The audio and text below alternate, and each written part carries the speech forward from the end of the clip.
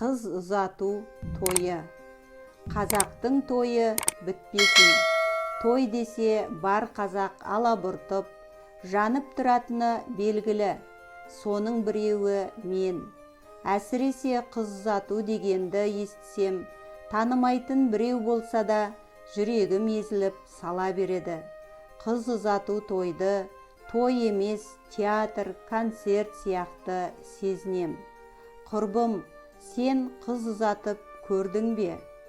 Қыз ұзату десе тамағыма өксік тығылып, жүрегім езіліп, алабұртып, қызымды қимай кетем бе, әйтеуір бір толғаныс сезімі болатын.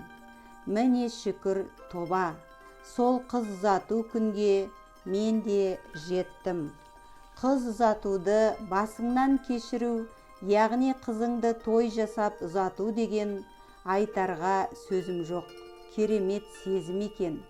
Алғаш ана болғаныңда қандай сезім болса, мұнда да сондай ана жүрегінің ерекше бір әдемі сезімі басыңнан өтеді екен. Мұны тек қызы барлар түсінетіні анық. Алғаш ана атанғанымда анамның күйін сезіндім. Анамды түсіндім. Қыз ұзатуда да солай.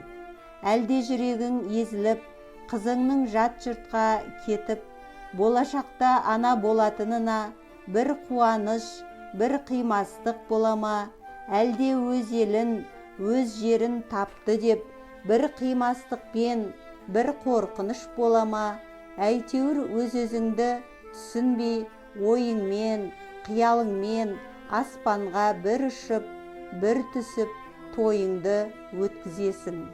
Қызды ұзату сезімі нәзік те әдемі сезім. Қызың жақсы жерге барса екен, жақсы жар кездессе екен деп тілейсің. Ылайым солай болғай. Қыздар жыламаса екен, жан жарымен бір жастықта қартайса екен. Аналардың кешкен қиыншылығын қыздар кешпесе екен. Әр қыз ұзатуды көріп, қызымның, Айгүлімнің тойын міне былай жасайым, міне былай жасайым деп, жақсы нәрселерді көрсем, армандайтынмын. Айгүлімнің қыз ұзату тойын халық орнынан қозғалмай отырып көретін концерт немесе театр көргендей етіп жасаймын дейтінмін. Не нәрсені армандасаң, сол болады екен. Тура армандағанымдай өтті. Құдды бір театр дерсің. Өздеріңізде міне тамашалап отырсыздар. Дәл осындай той жасағаныма Аллаға мыңда бір шүкір тоба. Қызыңды ұзатып жүріп, сол әдемі ханшайымдай киінген көйлегімен тұрғанына қарап, қызыңның ұмытып кеткен әр жастағы түрін, болмысын есіңе түсіресің. Қашан ұмытылып кеткен қылықтары, бұзықшылықтары, өзіңді қайта-қайта келіп құшақтап сүйген кездері есіңе түседі. Тойда жүріп, өзіңнен өзің бір жылайсың, бір күлесің. Күлгенің ол тәтті қылықтары 5 жасында, 1 жасында, 10 жасындағы қылықтары есіңе түссе, ал жылағаның, Алла тағалам, осы күнге жеттім бе? Қызымды өз қолыммен ұзатып жатырым ба? Аллам, мыңда бір шүкір тоба, осы күнге жете алмай, армандап, өмірден өтіп кеткен аналар қаншама.